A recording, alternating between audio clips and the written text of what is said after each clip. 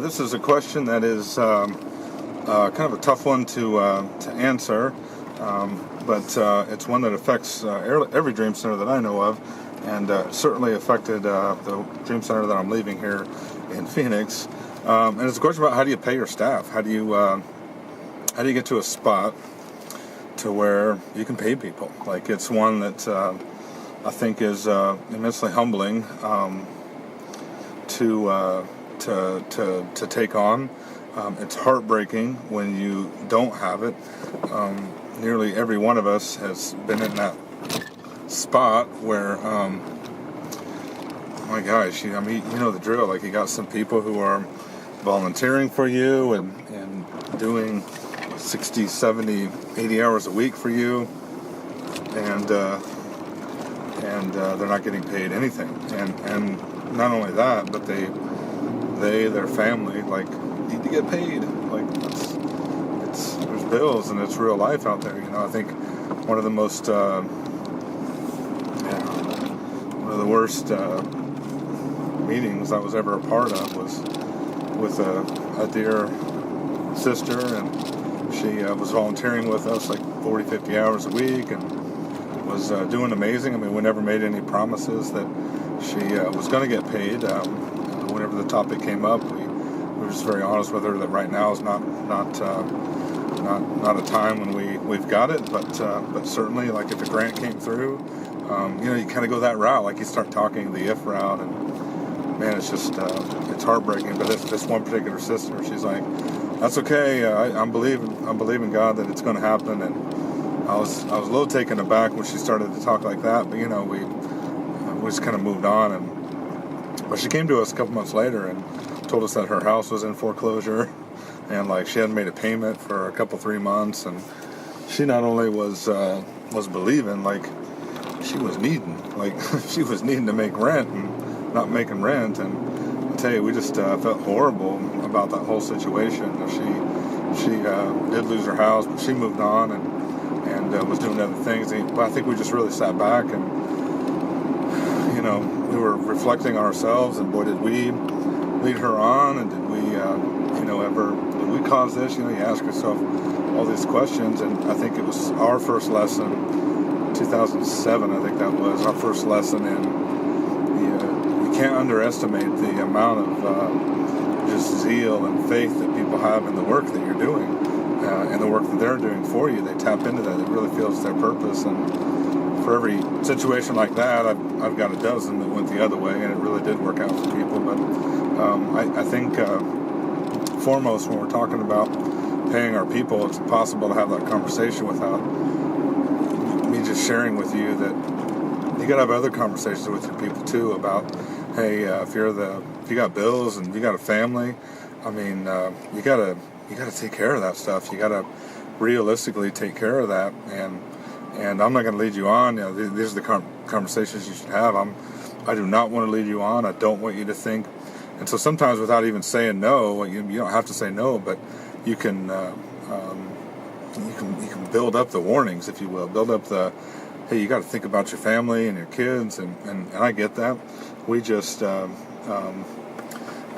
we just want to be on the same page with you. Okay, so we need you. We want your help, and we need your help, but honestly, let's just agree to check back in 9 months or 6 months or whatever the case may be. Now, the flip side of that is that I lost a Christian behavioral health doctor for kind of the opposite side of things. So she needed the work, but was willing to or had the resources to wait a few months.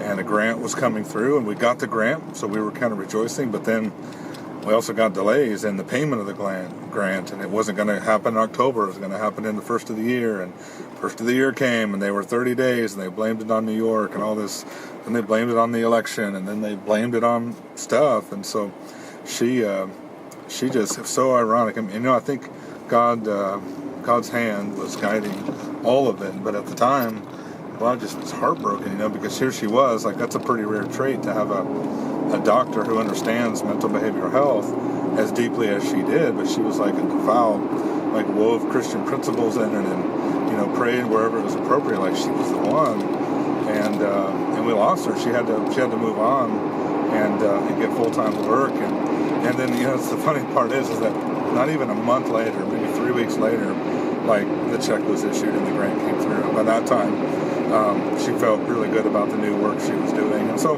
you have to kind of look and say, well, God was in control, and certainly He was in control. And that's a case where, you wish you could have held on to that person, but irrespective of all that, to the question of how do you pay people, I'm going to walk through some of our more humbling experiences with how we were able to, legit get money to pay people. The first couple years that we were able to pay people was to expand our income. Now, it seems like a no-brainer, but let me tell you how we did it. So we have a fairly large campus and a lot of people on the campus and a lot of guests and a lot of visitors. And so we had the idea that let's bring in some vending machines. There was a guy who was doing vending on our campus, and he had 5 or 6 machines. I think he had 5 at the time because we bought another one. And so we were just like, so he just comes in and stocks them, and we're not getting any of that money. Like, we're not getting an offering or anything. We're just like sending money out the door, and we're like, okay, so that seems like a pretty simple way to do it. So we had to have someone change it though, so it became part of a work training program for us. And one of our leaders, junior leaders, was changing the machines out and doing the soda sales and things. But I mean, ultimately, that was a couple $1,000s a month in revenue that we were able to say, okay, this is solid revenue. It's eked out. Now we're gonna start paying somebody with this money. And so we added a few little things like that made it possible for us to start paying people in areas. Another way that, and I realize these don't all work for everyone, but that vending could very well be a cafe. It could very well be clothing. It could be music if you have that. It could be t-shirt sales. It could be memorabilia that you buy online and you drop ship or do something. I mean, there's a lot of ways to do it, but essentially we raised our revenue by way of product sales that then could be used to fund positions. Another way we did it was through commissions, and so commissions have been a good starting place for several of our new start leaders. We're not paying commissions as much anymore because most of the positions, thankfully, have evolved into salary paid positions. But essentially, it goes like this. So on the and the way it worked for us was we made sure that we had board approval to do this, and by that, the lawyers went through everything and made sure that we were in compliance with Fair Labor Standard Law and all this stuff. But for us, we had board approval off of services rendered. So we charged fees for services rendered. So off of those services rendered, we got board approval, garnered board approval to pay up to 30% of the net back to the people who were running the program. And so it didn't quite hit the minimum wage ratio, and so it fell kind of into that category of tips and different things and part-time work and contractee work and all this sort of stuff. But essentially, for example, our short-term mission program, so we bring in mission kids. Mission kids come to the Dream Center. They get a customized experience of engaging the homeless, and our goal is that they would take that back to their city and start outreaches with their church, and many of them do. But for the pastors coming, like, it's a chance for their youth to get a good experience on see the homeless face to face and see what's really going on in their city. And so we would charge $40 per night per person to be there. And so if you add that up, so a group of 10 kids, 10 plus the leaders for a 7-day period. Most of the groups are about 7 days. You're talking $2,800 that would come in, and so we could pay our mission teams 30% of the net after that, since it was mostly, we're not putting a lot into it, some food and some different costs. So there's a lot of net on that. So we would pay that back. So that was one of the ways. And then our deal was that once that, and here's where the incentive was for the new employees, once we hit a threshold of the minimum salary range, we'll move you over to salary where there's more benefits, there's some health benefits, there's some different things. But the deal is we got to get there. And so it helped to pay them and retain them and give them a little bit. Now, many of these newer start folks were living with us, so they're like missionaries on the mission field and living at the Dream Center. Some of them came up through our program, but not all of them. So some of them were from the mission field, truly from the mission field. And this was how they made a little money. And so we were able to do that off of anything that was service related. So program fees, we had a couple programs they were like follow-up graduate programs, and people paid a program fee for that, which covered like the books, the curriculum, the drug tests, things like that. So for the managers of that, we were able to pay a program fee off of that. So it incentivized them to get the program fees in and to make the sales and to do the different things. Also on our t-shirt print shop business, so this is our first segue into products sold versus services rendered, but we still went with that same model, and this gentleman had enough in product sales with t-shirt sales and vending and cafe sales that we were able to move him onto salary, knowing that okay, the revenue is going to come in, it's going to cover his salary. Having business revenue come in that you can flat out pay people was one of the ways. Paying a commission off of monies, services rendered, fees for services rendered, and then for goods rendered was a second way. And then the third way, honestly, was just slow growth in the amount of funds that were there. We take a look at our budget every year and look at how much we've grown over the last year, how much of expenses has grown as well, and kind of do some real faith steps to say, okay, we need to hire this person. We've needed a maintenance manager forever, and we got a guy who's been doing it faithfully, so we're going to hire him first. That's usually the way we do it, is we'll hire the people that have been the most faithful for so long, and if it needs to be, if it's part of a grant, we'll still do the interview process, but that'll weigh heavily on us. And so just naturally, more funds are going to come in. I think if you're the director, especially of a new start Dream Center, one of the first positions is yours. And I know mine position was not funded early on, and I was one of those who benefited from the vending machines. That was kind of how my wife and I were missionaries, so that whole life in the world made sense to us, But certainly a lot of new Dream Centers, and even some of my leaders, they come to me first, and they're doing part-time work somewhere else, but they're officed at the Dream Center working with us, and sometimes they need a little bit for their phone or for gas or for something like that. At our Glendale site here in Phoenix, we do a lot of contract work, and so you can really take advantage of this, take advantage of people with this, and that's not fair and that's not right, but legitimately, so over there we pay a contractor to do our website and do different things, and that contractor, this is kind of the key to contracting, that contractor is free from us, and we even put that in the contract to go and do other work and to get other bids, and I think for reporting purposes, the IRS likes to see that contractor does other things. So we wouldn't contract someone for a low rate, like $500 a month or whatever, and force them to work like 40 hours a week for that. That's just not how it works. But that contractor is free to do other work, and she does, and it works very well for us. So we could never go out and hire a full-time web developer to work inside the ministry. We wouldn't have the hours to justify, but so what we've done is subcontracted some of that work out. Now, you can take this all the way down to a really granular level to where you can contract out certain work, like design elements for your website. So if you have 10 web pages and you want that top banner designed, you can go on websites like Fiverr, and there's some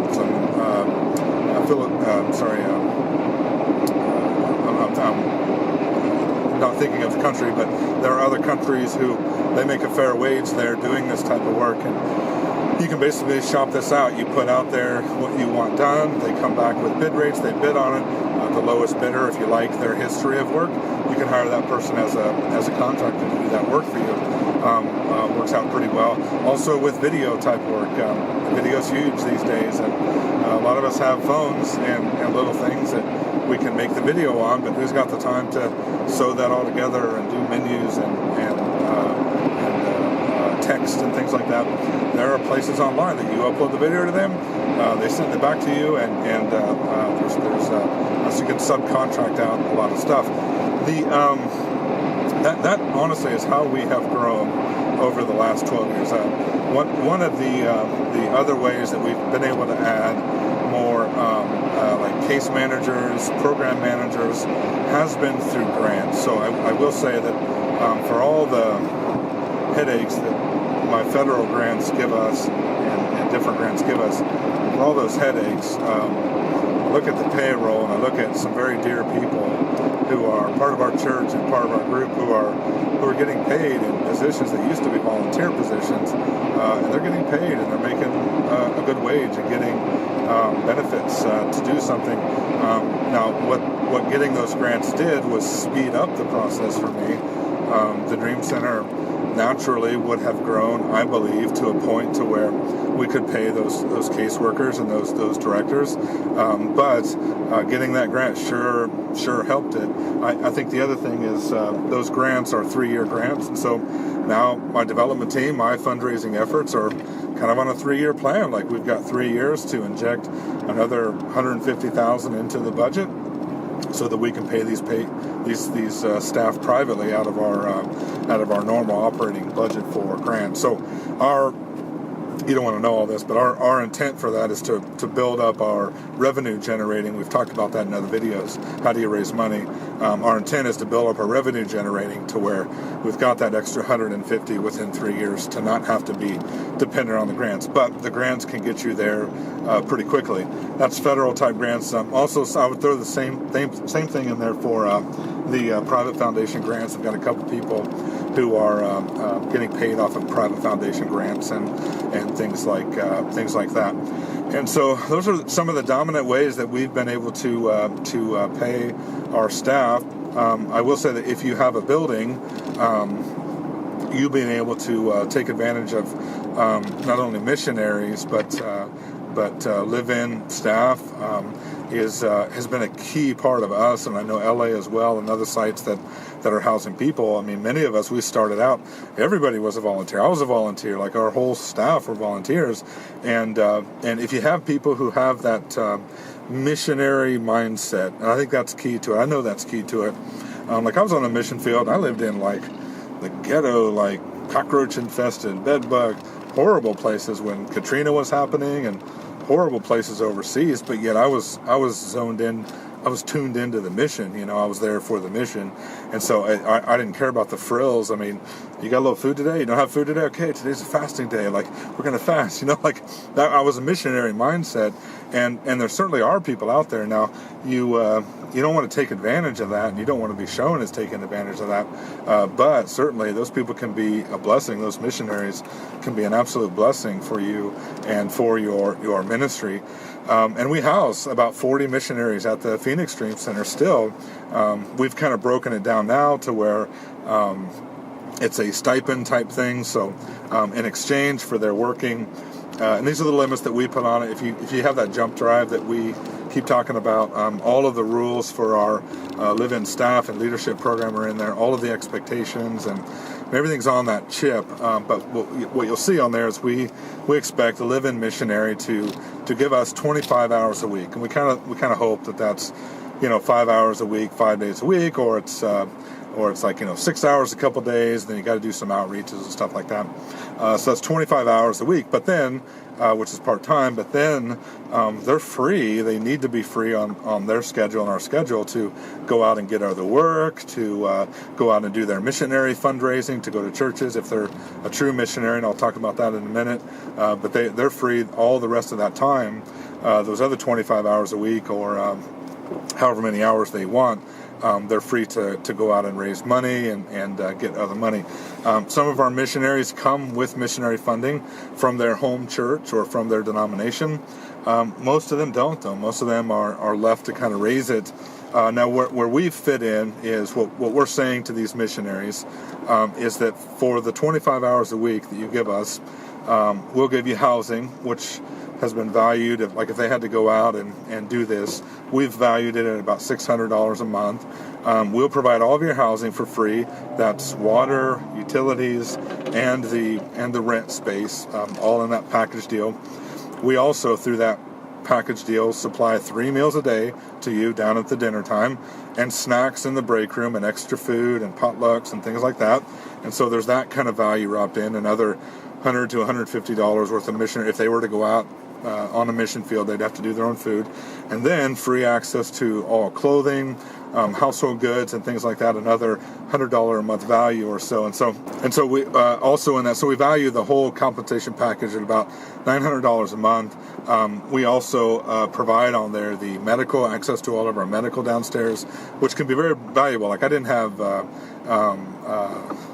healthcare overseas or my Katrina days. Like we're going to pray and be healthy, right? And try to find a free clinic like somewhere. Somebody help me. So that's kind of how we value our missionary budgets. More recently, we have started some missionary funding campaigns to help some of our missionaries raise monthly funds.